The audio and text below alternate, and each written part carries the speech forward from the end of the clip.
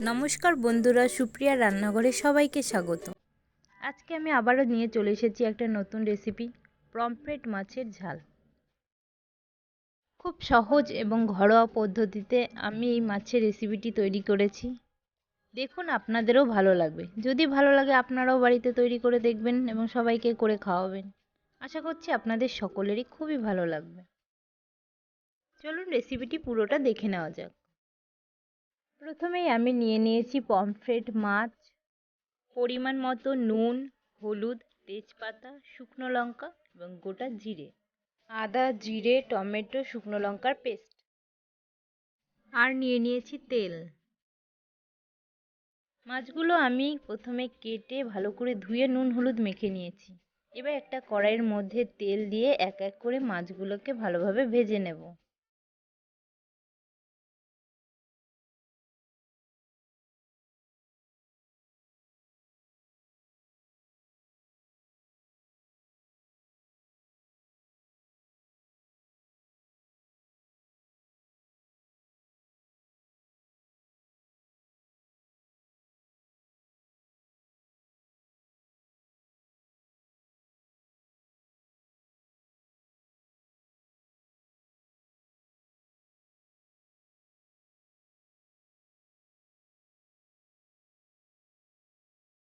আমার মাছগুলো ভাজা হয়ে গেছে।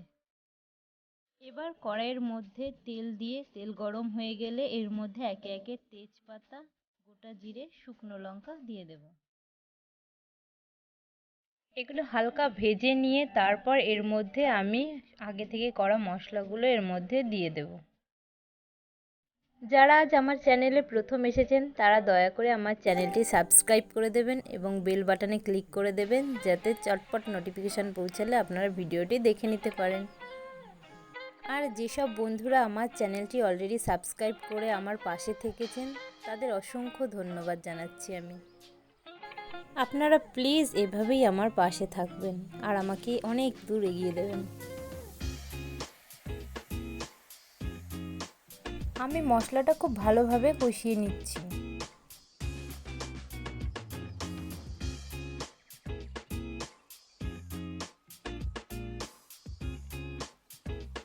আমার মশলাটা কষানো হয়ে গেছে। এবার আমি এর মধ্যে দিয়ে দেব জল।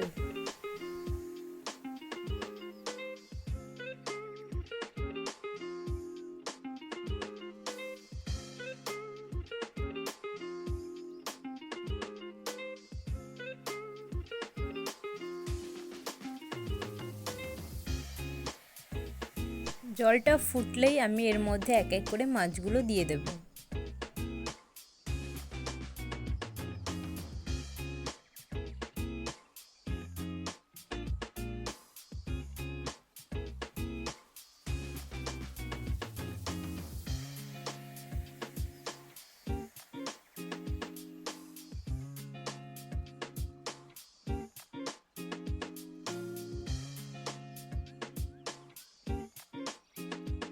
এবার এক এক করে আমি সব মাছগুলো এর মধ্যে দিয়ে দিচ্ছি।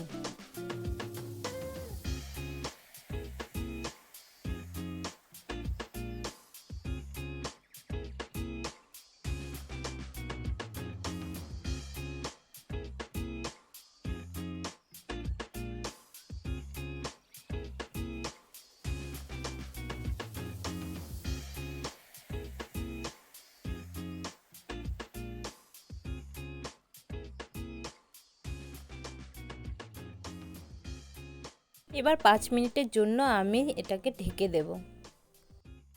ফিরে এলাম 5 মিনিট পর। আমার রান্নাটা প্রায় হয়ে গেছে। এবার আমি এতে দিয়ে দেব গরম মশলা।